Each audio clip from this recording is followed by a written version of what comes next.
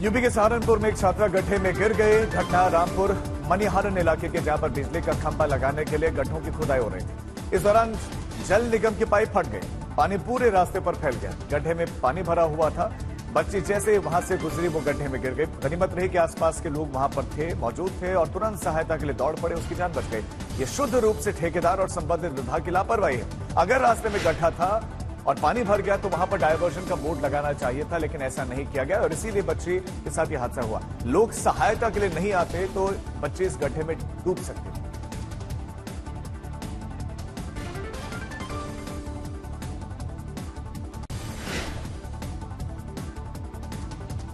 बिहार के भागलपुर में गंगा नदी उफान पर है और बाढ़ की वजह से कई मकान गंगा में समा गए। मसाड़ू इलाके में गंगा तेजी से कटान कर रही है और कटान के चलते एक मकान धराशायी हो गया, जबकि कई सड़कें टूटकर पानी में बह गई। भागलपुर में गंगा कहर बरपा रही। कई गांव के लोग बाढ़ की वजह से अपना घर बार छोड़कर जा चुके हैं। बिजली के खंभे, कई पेड़ पानी में समा गए।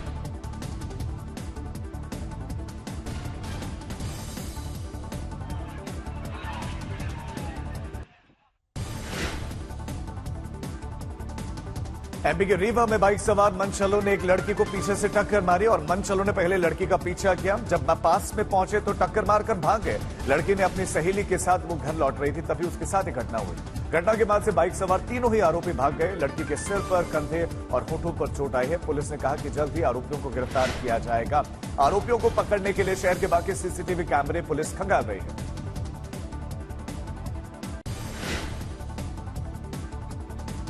सूरत की डायमंड कंपनी में काम करने वाले एक शख्स की मौत हो गई और अपने बाकी साथियों के साथ ये शख्स काम कर रहा था। तभी अचानक कुर्सी के नीचे गिर गया। बगल में बैठे लोगों ने उसे उठाया, तब तक उसकी जान जा चुकी थी। ये सब कुछ सेकंड्स में हुआ। लोगों को समझ ही नहीं आया कि क्या हुआ। डॉक्टर्स ने बताया कि हार्ट अटैक से उसकी जान गई है। ये शख्स डायमंड चेकर के तौर पर कंपनी में काम करता था। जब किसी शख्स को हार्ट अटैक आए तो सबसे पहले सीपीआर देना चाहिए। समय रहते अगर ये किया जाए तो किसी की जान बच सकती है।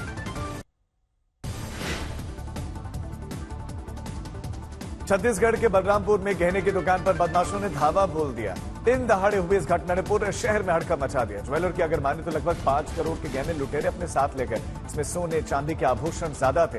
लुटेरों ने दुकान में घुसते ही बदमाशों ने हथियार तान दिए। जब कोई कुछ नहीं कर पाया फिर उसके बाद लूट का विरोध करने पर बदमाशों ने ज्वेलर के सिर पर बंदूक की बट से मारा। उसका सर फट गया। तीनों ही बदमाश बाइक में पहुंचे हुए थे और लॉकर में रखे गहने भी लूटकर फरार हो गए। लूटपाट करने के बाद से वो झारखंड की ओर भाग गए। मात्र 15 मिनट के अंदर लूटपाट करके ये लुटेरे वहां से निकल गए। झांसी में लगातार हो रही बारिश की वजह से बाढ़ जैसे हालात उत्पन्न हो गए हैं। शहर के साथ साथ ग्रामीण इलाकों में भी हालात खराब हैं। सिटी एरिया में खुदे हुए गड्ढे में कार गिर गई। गनीमत ये रही कि कार सवार समय रहते निकल गए। झांसी के बंगरा नाला बारिश का पानी इस समय उफान पर बह रहा है। लोग जान जोखिम में डालकर एक दूसरे के साथ में नाला पार करते दिखे। शहर में जल निकासी की सही व्यवस्था न होने के चलते घरों में पानी भर गया। कई सरकारी अधिकारियों के बंगले भी पानी में डूबे। धनबाद में बीजेपी जिला कार्यकारिणी की बैठक में हंगामा हो गया और बैठक के दौरान बीजेपी नेता 2 गुटों में बढ़ गए। एक गुट विधायक समर्थक था, दूसरा गुट एसएलवी सिंह का ग्रुप था। पहले बैठक के अंदर जमकर हंगामा होता, फिर बाहर बवाल चलता है। आगामी विधानसभा चुनाव को लेकर बीजेपी रायशुमारी कर रही थी। ये बैठक भी इसी सिलसिले में रखी गई थी, लेकिन बवाल हो गया। हंगामा इसलिए हुआ कि कुछ ऐसे नेता भी बैठक में पहुंच गए थे जिनको वहां पर आने की अनुमति नहीं थी। जब उनसे कहा गया कि आप बाहर जाइए तो फिर विवाद हो गया। PM Modi chief justice D Y Chandrachud के आवास पर पहुंचे। प्रधानमंत्री मुख्य न्यायाधीश के साथ गणेश पूजा में उन्होंने भाग लिया। सीजेआई चंद्रचूड़ हर साल अपने सरकारी आवास पर गणेश पूजा करते हैं और इस बार उनके घर पर प्रधानमंत्री मोदी पहुंचे। पीएम मोदी जब आए तो उन्होंने सीजेआई के परिवार के साथ गणेश जी की आरती की, फिर प्रसाद भी ग्रहण किया और इस कार्यक्रम में शामिल होने के लिए पीएम मोदी विशेष तौर पर उन्होंने एक टोपी लगा रखी थी। महाराष्ट्र के गणपति पंडालों में अक्सर श्रद्धालु इसी तरह की टोपी लगाते हैं। चीफ जस्टिस चंद्रचूड़ इसी साल रिटायर होने वाले हैं। सीजेआई मूल रूप से महाराष्ट्र के रहने वाले हैं और इस साल महाराष्ट्र में विधानसभा के चुनाव भी।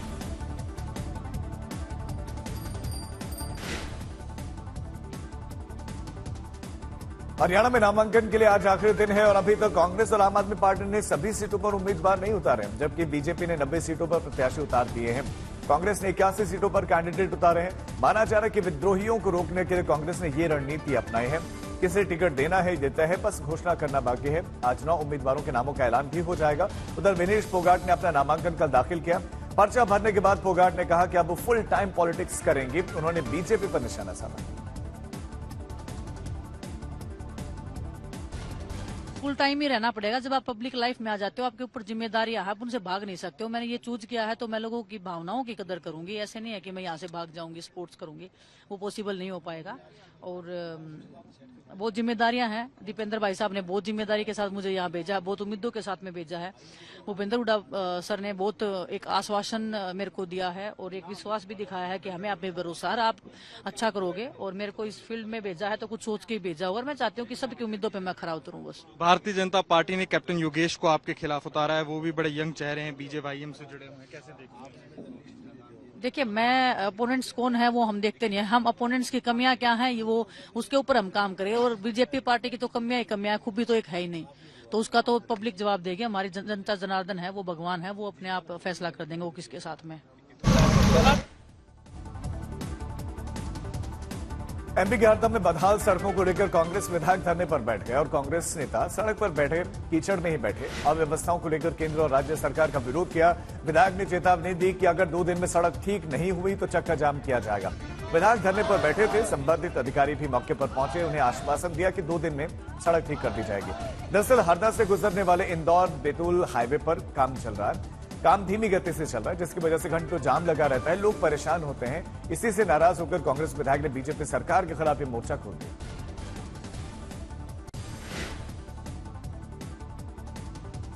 हैदराबाद में सिकंदराबाद में गांधी अस्पताल में एक महिला डॉक्टर पर एक मरीज ने हमला कर दिया। मरीज नशे में धुत था। 40 वर्षीय मरीज को एक रिश्तेदार इलाज के लिए यहां पर लेकर पहुंचे थे। पूरी घटना अस्पताल में लगे सीसीटीवी में कैद हो गई। वीडियो में मरीज एक जगह पर खड़ा दिखाई देता है। अचानक पास से गुजरी महिला डॉक्टर का हाथ और कोट पकड़कर वो खींचने लगता है। आसपास खड़े लोगों ने महिला डॉक्टर को उस मरीज से छुड़ाया। ये घटना कैजुअलिटी में हुई है और इस मामले में स्थानीय थाने में शिकायत दर्ज करवा दी गई।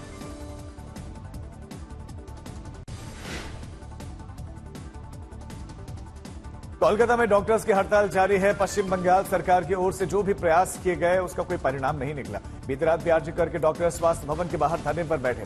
कल बंगाल सरकार की ओर से ईमेल आया था कि बातचीत से समाधान निकाला जाए। इधर डॉक्टर्स ने उत्तर भेजा कि मुख्यमंत्री ममता से सीधी बात करेंगे। डॉक्टर्स ने भी कहा कि 30 लोगों का डेलीगेशन होगा और जो भी बातचीत होगी उसका सीधा प्रसारण किया जाए ताकि पब्लिक देख सके कि चल क्या रहा है।